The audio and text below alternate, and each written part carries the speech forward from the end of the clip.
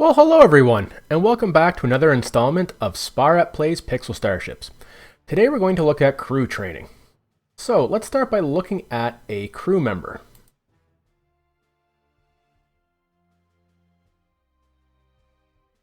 So as you can see here, the crew member has various stats: HP, attack, repair, ability, stamina, walking speed, pilot, science, engineering, weapon, fire resist, and run speed.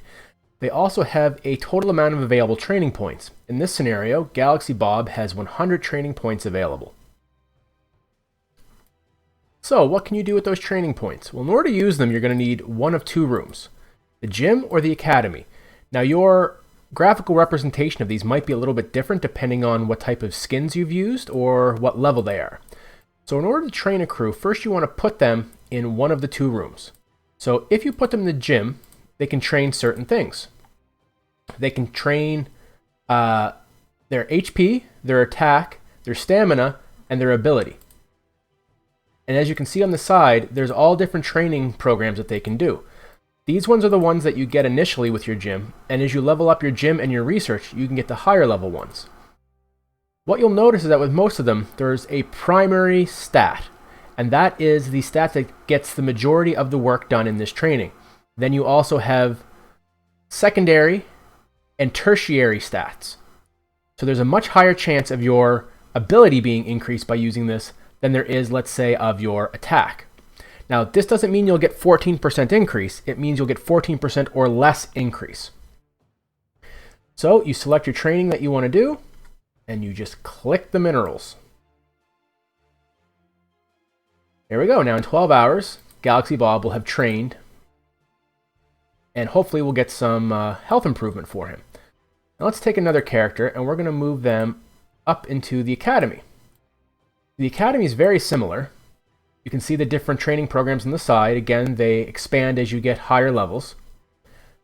But here we're looking at repair, pilot, science, engineering, and weaponry. So let's start him on some repair and engineering. As you can see, he already has a good engineering skill. Now, it's important to note that these trainings modify the existing.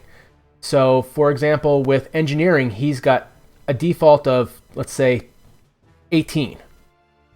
So, if he gets 10% increase, that's going to add an additional 1.8. But if he did a 10% increase on, let's say, science, that's only going to be a 0.9% increase. So in Pixel Starships, it's really about maximizing what the character's already good at as opposed to trying to make up for its weaknesses. Especially if it's a very low stat, like a 1.2 attack, it would take all of the training points and you still wouldn't get a very good attack because this is what you're multiplying all the way through. Alright, so we're going to get some repairing and engineering going on for this guy. And away he goes. Now in the academy, you can fit 3 characters, and in the gym, you can fit 2. The other important thing is that your crew are going to be stuck in those rooms for 12 hours. So make sure that these rooms are accessible so that when you're doing a defense battle, your crew can quickly and easily get out of the room. And I guess when you're doing an offensive battle as well. So what I'm going to do next is I'm actually going to cut away to a different screen and show some results of a different training, so you guys can see what it looks like when you're done your training. Okay, 1 second. Okay, and now you can see we have 3 crew that are finished their training. So we're going to click on their little icons there and see what our results are. The first crew member here, you'll see that he didn't get any training. It's because he has 78 out of 110 training points spent, so it was unlikely to get any further training. This character got it in 2 stats, 2 in the engineering and 1 in the repair. And this character got nothing. And you know what? This is just kind of how training goes. Sometimes you don't get anything out of it, especially once you've used up some of your training points or your crew has a lot of training in one specific stat.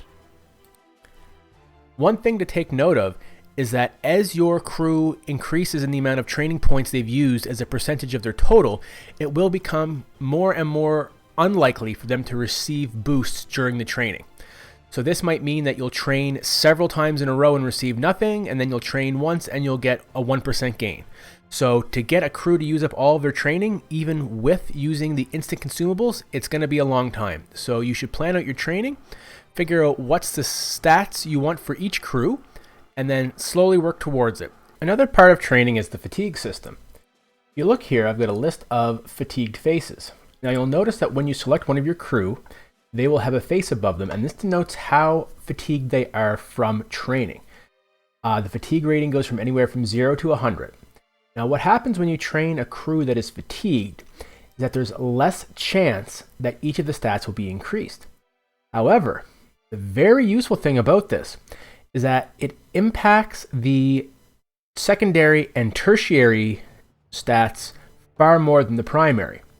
So much so that once you get your fatigue around 11 to 20, you're very unlikely to see any gains in your secondary and tertiary, and you will just get your gains in your primary stat. Once you get up to something like 81 and above, there's very little chance of getting any stat except for your primary, and even your primary may only be a small amount. So fatigue naturally recovers over time. So if you get a crew that's been trained so much that they don't want to train anymore, just give them a break and come back and train them later. And this fatigue is shared across both the academy training and the gym training. There's a very interesting way to train crew called Training 2.0, and I'm going to leave a link in the description, and credit to the person that came up with it. And what this does is it focuses on training fatigued crew in order to minimize side stats and maximize your primary stat. There's still a bit of luck involved, but it does work much better than just randomly training. And the last part of training we want to look at is the consumables. So these consumables will basically instantly train a crew as if they had had time in the gym or in the academy. There are many, many different types of consumables. Some are available through special events, and some are available from dropships, or you can find them in the marketplace. And very much like the regular training, they have a primary stat and a secondary and a tertiary stat with varying amounts that they can upgrade each of those.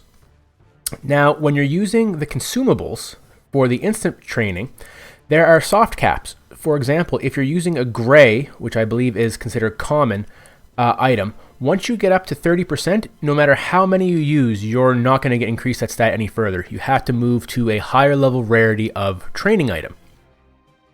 Similarly with the epic ones and the hero ones and the legendary ones, they do very, very large amounts of stat boosts. However, you will also get large amounts of tertiary and secondary stats unless you use them when your crew is already fatigued or has used up a lot of their training points.